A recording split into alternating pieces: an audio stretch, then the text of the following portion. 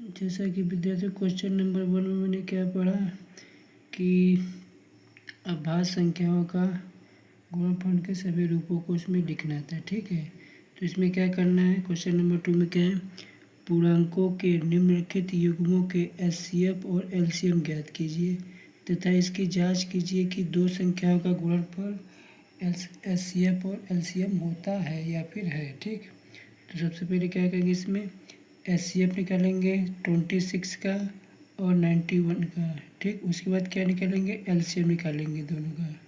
ठीक है, तो इसके लिए क्या करेंगे, 26 का पहले क्या निकालेंगे, एलसीएम। ठीक, तो किससे डिवाइड होगा, पहले 2 से डिवाइड होगा, तो 2 से डिवाइड हुआ कितना है, 13 आया। ठीक, अभी किससे डिवाइड होगा, 30 से डिवाइड होगा, 30 से डिवाइड करने पर कितना आया, 1 आ गया।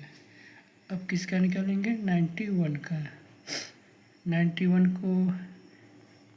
का एलसीएम लेने पर देखते हैं कितना आता है, 3 से डिवाइड होगा, नहीं होगा।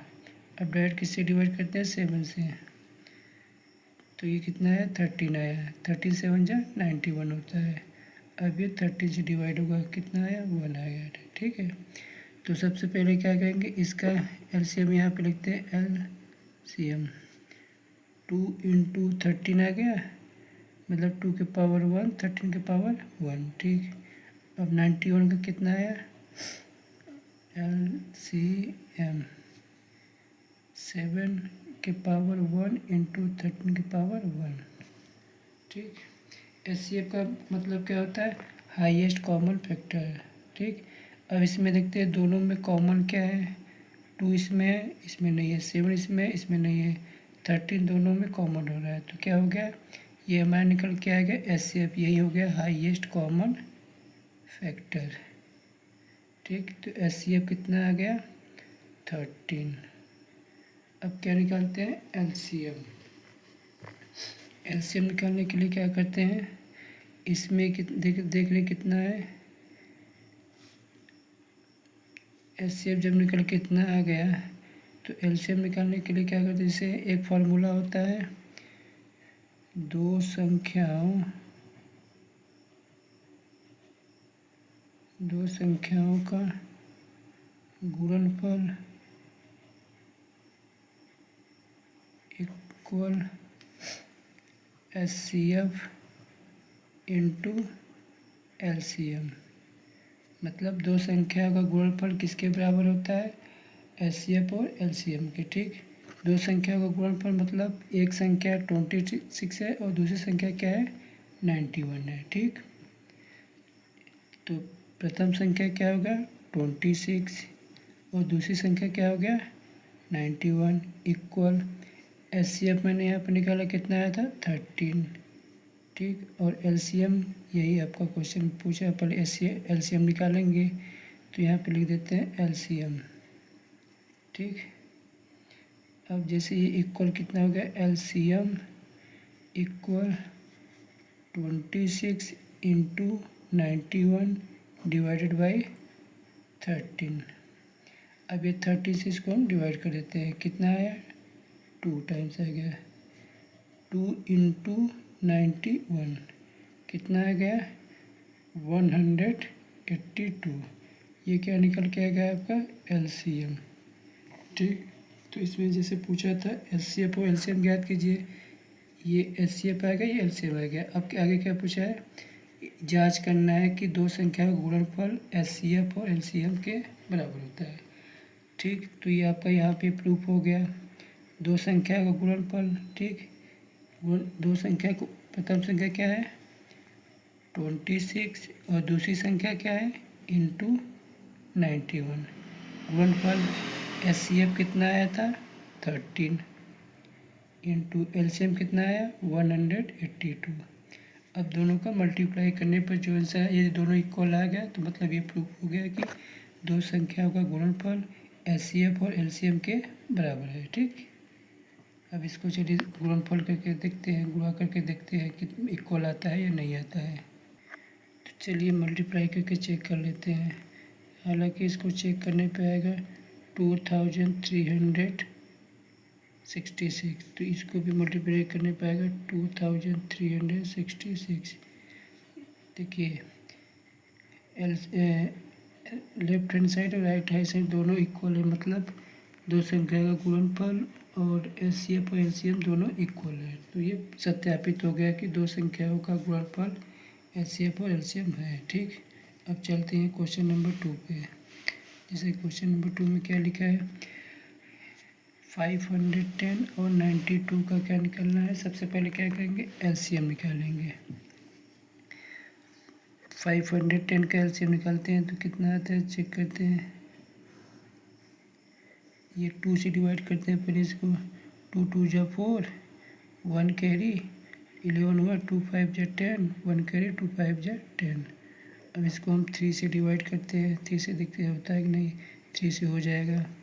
3 8 जा 24, 1 कैरी 15 हुआ, 3 5 जा 15 होगा। अभी 3 से डिवाइड तो होगा नहीं, अब 4 से डिवाइड करते, 4 से तो भी नहीं होगा। अब 5 से डिवाइड करते हैं। 5 से डिवाइड करने पर आ गया 5 7 जा 5 1 जा 5, 5 7 जा 35, 17 आया। 17 एक प्राइम नंबर है, तो ये स्वयं से डिवाइड, किसी और नंबर से डिवाइड नहीं होगा। ठीक, और दूसरा नंबर क्या है, 92। 92 का भी एलसीएम पहले निकालते हैं। 2 से डिवाइड करते हैं। 2 3 जा 6, 2 1 जा 2 से डिवाइड करते हैं। 2 4 जा 8, 1 करी 12, 2 6 जा 12। फिर से 2 से डिवाइड करते हैं। 2 2 जा 4, 2 3 जा 6। अब ये 23 प्राइम नंबर है, किसी और से कटेगा तो नहीं, किससे कटेगा, 23 से। तो ये 1 टाइम्स आ गया। ठीक, अब सबसे पहले दोनों संख्याओं के फैक्टर को लिखते हैं। मतलब 510 का फैक्टर कितना है, 2 इंटू 3 इंटू 5 इंटू 17। और 92 का फैक्टर कितना है, 92 का फैक्टर कितना है आपका, यहाँ पे आया था 2 इंटू 2 इंटू 23। ठीक, अब दोनों में मैच, 510 में 92 को मैच करते हैं। इसमें 2 मैच कर रहा है, 1 मैच, और 3 तो मैच कर रहा नहीं रहा, बाकी कोई भी नंबर 2 टाइम्स मैच नहीं कर रहा है। तो इसमें क्या लिखते हैं, ये क्या निकल के आ गया, एचसीएफ, मतलब हाईएस्ट कॉमन फैक्टर। ठीक, जब एचसीएफ निकल के आ गया तो इससे क्या निकालेंगे, एलसीएम। फार्मूला क्या बताया था मैं, दो संख्याओं का गुणनफल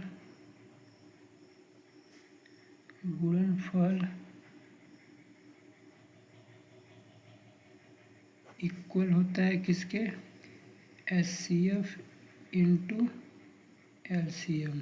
ठीक, तो दो संख्याएं कौन कौन सी हैं, पहला संख्या क्या है 510 इंटू, दूसरी संख्या क्या है 92 इंटू, एचसीएफ कितना निकल के आया 2 इंटू एलसीएम पूछ रहा है, तो एलसीएम निकालना है तो इसको वैसे ही लिख देते हैं।